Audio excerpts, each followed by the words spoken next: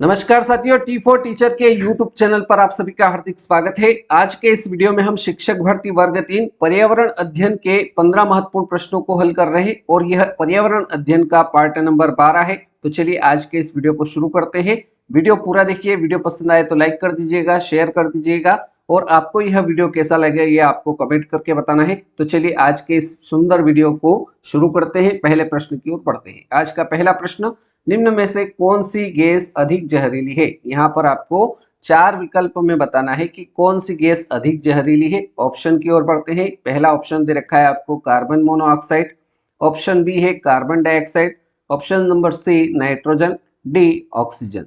तो इनमें से कौन सी गैस अधिक जहरीली है? तो कार्बन मोनोऑक्साइड अधिक जहरीली गैस है। ऑप्शन ए इस पहले प्रश्न का राइट आंसर हो जाएगा।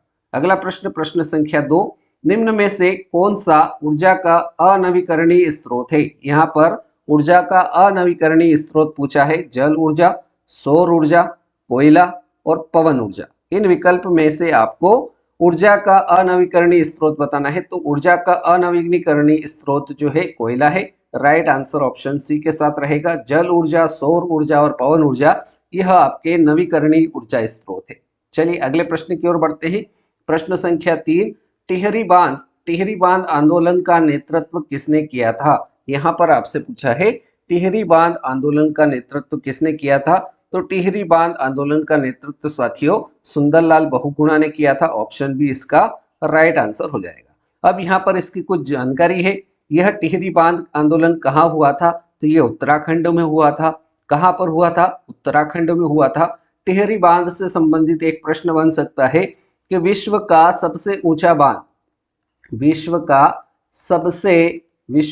सबसे ऊंचा बांध कौन सा है? तो याद रखना है साथियों, विश्व का सबसे ऊंचा बांध जो है वो टिहरी बांध है। ये आपको नोट कर लेना है। अगले प्रश्न की ओर बढ़ते हैं। प्रश्न संख्या 4, प्रश्न संख्या 4 है, पेट्रोलियम किसका जटिल मिश्रण है?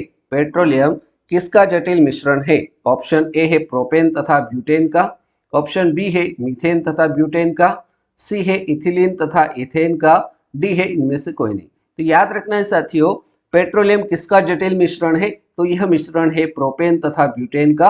ऑप्शन ए राइट आंसर हो जाएगा। अगला प्रश्न, प्रश्न संख्या 5, प्रश्न नंबर 5 है, बिहू किस प्रदेश का लोक नृत्य है? बिहू आपको बताना है किस प्रदेश का लोक नृत्य है। उत्तर प्रदेश का, ऑप्शन बी है पश्चिम बंगाल, सी है असम, डी है महाराष्ट्र। तो यहाँ पर बिहू किस प्रदेश का लोक नृत्य है? तो यह आपका असम का लोक नृत्य है। ऑप्शन सी बिल्कुल करेक्ट आंसर रहेगा। अगला प्रश्न, प्रश्न संख्या 6, प्रश्न क्रमांक 6 दे रखा है, अंतरराष्ट्रीय परिवार दिवस, अंतरराष्ट्रीय परिवार दिवस कब मनाया जाता है? 15 मई, 2 मई, 30 मई या 31 मई? तो याद रखना है साथियों, अंतरराष्ट्रीय परिवार दिवस 15 मई को मनाया जाता है। ऑप्शन ए इस प्रश्न का बिल्कुल सही जवाब हो जाएगा। अगला प्रश्न, प्रश्न संख्या 7, केंद्रीय सूचना आयोग का मुख्यालय कहाँ स्थित है? केंद्रीय सूचना आयोग का मुख्यालय कहाँ स्थित है? कोलकाता, नई दिल्ली, मुंबई या गुरुग्राम? तो आपको बताना है केंद्रीय सूचना आयोग का मुख्यालय कहाँ स्थित है। तो यह आपका नई दिल्ली में स्थित है। ऑप्शन बी इसका राइट आंसर हो जाएगा। अगर आपसे पूछा जाए केंद्रीय सूचना आयोग का की स्थापना कब हुई थी? केंद्रीय सूचना आयोग की आपसे अगर स्थापना पूछी जाए तो स्थापना बताना है 12 अक्टूबर 2005 को इसकी स्थापना हुई थी। ये भी आपको नोट कर लेना है। अगला प्रश्न, प्रश्न संख्या 8, ब्राउन पेपर किसे कहा जाता है? बहुत ही बढ़िया क्वेश्चन है साथियों। ब्राउन पेपर किसे कहा जाता है? Option A jute, option B है कपास, सी चाय, डी रबड़। तो यहाँ पर आपसे पूछा है ब्राउन पेपर किसे कहा जाता है?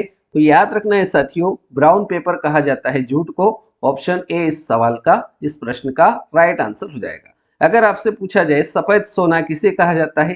तो कपास को कहा जाता है सफेद सोना।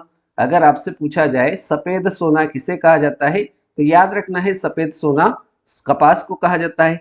यदि आपसे पूछा जाए हरा सोना किसे कहा जाता है? तो आपको बता देना है हरा सोना चाय को कहा जाता है। ये इंफॉर्मेशन आपके एग्जाम में आ सकती है। चलिए आगे बढ़ते हैं प्रश्न संख्या 9 की ओर। प्रश्न संख्या 9 है, विश्व का पहला ओजोन परत संरक्षण के लिए सम्मेलन कहाँ हुआ था? क्या पूछा है प्रश्न में आपसे? आपसे प्रश्न कह रहा है विश्व का पहला ओजोन परत संरक्षण के लिए सम्मेलन कहाँ हुआ था? ऑप्शन ए है वेनिस, ऑप्शन बी है दिल्ली, सी है टोक्यो, डी है वीना। तो विश्व का पहला ओजोन परत संरक्षण के लिए सम्मेलन जो हुआ था वो वियना में हुआ था। ऑप्शन डी आपका राइट आंसर रहेगा। इस प्रश्न से संबंधित अगर आपको इंफॉर्मेशन बताना चाहूं मैं, तो आपसे इस प्रश्न में पूछा जा सकता है कि यह कब हुआ था सम्मेलन। तो ये आपको बता देना है कि 1985 में हुआ था। यह सम्मेलन कब हुआ था? 1985 में हुआ था, वियना में हुआ था। एक और प्रश्न बन सकता है साथियों, अंतरराष्ट्रीय ओजोन दिवस अंतरराष्ट्रीय अंतरराष्ट्रीय ओजोन दिवस कब मनाया जाता है? ऐसा प्रश्न अगर आपसे पूछा जाए तो अंतरराष्ट्रीय ओजोन दिवस, याद रखना है साथियों, बहुत ही महत्वपूर्ण प्रश्न है। अंतरराष्ट्रीय ओजोन दिवस 16 सितंबर को मनाया जाता है। कब मनाया जाता है? 16 सितंबर को अंतरराष्ट्रीय ओजोन दिवस मनाया जाता है। आगे बढ़ते हैं प्रश्न संख्या 10 की ओर। प्रश्न क्रमांक 10 है पठारी महाद्वीप किसे कहते हैं? प्रश्न में कहा है पठारी महाद्वीप किसे कहा जाता है? एशिया को, अफ्रीका को, ऑस्ट्रेलिया को या फिर यूरोप को? याद रखना साथियों, पठारी महाद्वीप कहा जाता है अफ्रीका को। ऑप्शन बी इसका बिल्कुल राइट आंसर हो जाएगा। नेक्स्ट क्वेश्चन की ओर बढ़ते हैं। प्रश्न संख्या 11। प्रश्न नंबर 11 है किस राष्ट्रीय उद्यान को पक्षियों का स्वर्ग कहा जाता है? क्या कहा है प्रश्न में? किस राष्ट्रीय उद्यान को पक्षियों का स्वर्ग कहा गया है? ऑप्शन ए है जिम कॉर्बेट राष्ट्रीय उद्यान, ऑप्शन बी है नंदा देवी राष्ट्रीय उद्यान, सी है केवला देव घाना राष्ट्रीय उद्यान, डी है इनमें से कोई नहीं। तो किस राष्ट्रीय उद्यान को पक्षियों का स्वर्ग कहा है? तो इसका राइट आंसर हो जाएगा केवला देव घाना राष्ट्रीय उद्यान। ऑप्शन सी आपका बिल्कुल सही उत्तर हो जाएगा। अब ये केवला देव घाना राष्ट्रीय उद्यान कहाँ पर है? तो आपको याद रखना है साथियों, यह राजस्थान में है। कहाँ पर है? राजस्थान में है। आपसे पूछा जाएगा केवला देव घाना राष्ट्रीय उद्यान का पहले नाम क्या था?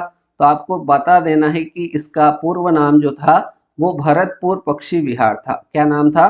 भरतपुर पक्षी विहार इसका पुराना नाम था। ठीक है, चलिए एक प्रश्न यहाँ पर बन सकता है जिम कॉर्बेट राष्ट्रीय उद्यान से संबंधित, और यह बहुत बार परीक्षा में पूछा हुआ है। पहला राष्ट्रीय उद्यान, भारत का पहला राष्ट्रीय उद्यान कौन सा है? तो आपको बता देना है जिम कॉर्बेट राष्ट्रीय उद्यान है। यह कहाँ है? तो आपको बताना है यह उत्तराखंड में है। कहाँ पर है? उत्तराखंड में है। इसकी स्थापना का प्रश्न पूछा जाता है कि जिम कॉर्बेट राष्ट्रीय उद्यान की स्थापना कब हुई थी? तो आपको बताना है 1936 में इसकी स्थापना हुई थी। ठीक है, चलिए अगला प्रश्न, प्रश्न संख्या 12। बालों में कौन सा प्रोटीन पाया जाता है? यहाँ पर आपको बालों में कौन सा प्रोटीन पाया जाता है यह बताना है। तो बालों में प्रोटीन पाया जाता है कौन सा? केराटिन। ऑप्शन डी बिल्कुल राइट आंसर इस प्रश्न का हो जाएगा। आगे बढ़ते हैं साथियों प्रश्न संख्या 13 की ओर। प्रश्न क्रमांक 13 है लोहे में जंग को रोकने के लिए उसमें क्या मिलाया जाता है? लोहे में जंग को रोकने के लिए उसमें क्या मिलाया जाता है? क्रोमियम मिलाया जाता है, एल्यूमिनियम मिलाया जाता है, जिंक मिलाया जाता है या फिर बेरियम मिलाया जाता है?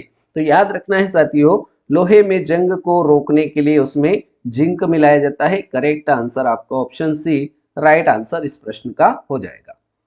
आगे बढ़ते हैं प्रश्न संख्या 14 की ओर। प्रश्न क्रमांक 14 कह रहा है एक दूसरे से जुड़ी खाद्य श्रृंखला कहलाती है। एक दूसरे से जुड़ी खाद्य श्रृंखला क्या कहलाती है? तो याद रखना है एक दूसरे से जुड़ी खाद्य श्रृंखला खाद्य जाल कहलाती है। ऑप्शन ए इसका बिल्कुल राइट आंसर हो जाएगा। अब बारी है साथियों आज के इस वीडियो के अंतिम प्रश्न, प्रश्न संख्या 15 की।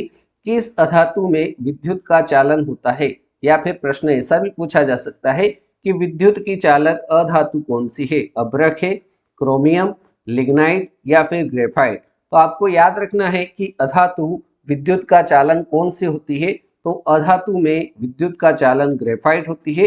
राइट आंसर इस प्रश्न का ऑप्शन डी के साथ रहेगा। तो इस प्रकार से साथियों आज के इस वीडियो में हमने ईवीएस पर्यावरण अध्ययन से संबंधित 15 महत्वपूर्ण प्रश्नों को हल किया। उम्मीद करता हूँ 15 प्रश्न आपको समझ में आए होंगे। इसके नोट्स बनाते हुए चलना है ताकि आपको समझने में भी आसानी रहे और रिवीजन करने में आपको बहुत ही इसका लाभ मिलेगा। तो आज के इस वीडियो में इतना ही। आपने वीडियो को पूरा देखा उसके लिए बहुत बहुत धन्यवाद। अगले वीडियो में मिलते हैं ऐसे ही नए प्रश्नों के साथ। तब तक के लिए जय हिंद, जय भारत,